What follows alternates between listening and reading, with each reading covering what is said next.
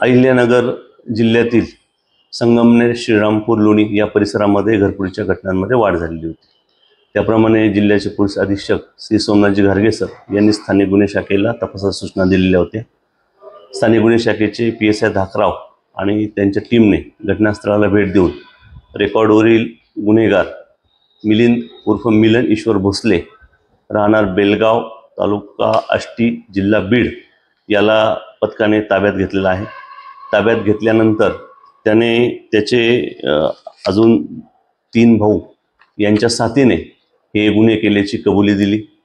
त्यानंतर त्याचा सासरा हा MIDC परिसरामध्ये राहत होता।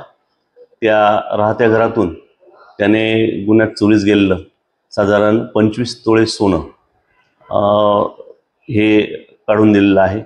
त्याचप्रमाणे त्याच्याकडनं एक गावठी कट्टा आणि 3 जिवंत काडतुसं हे पण जप्त करण्यात आलेलं आहे। या गुन्ह्यांबरोबरच त्याने इतर जिल्ह्यातील म्हणजे सातारा, फलटण, आळेफाटा या भागातल्या घरफोड्यांची पण कबुली दिलेली आहे। स्थानिक गुन्हे शाखेने एकूण साधारण 26 लाखाचा मुद्देमाल हा त्याच्याकडनं हस्तगत केलेला आहे। एकूण जिल्ह्यातील 12 घरफोड्या उघड करण्यामध्ये स्थानिक गुन्हे शाखेला यश प्राप्त झालेलं आहे।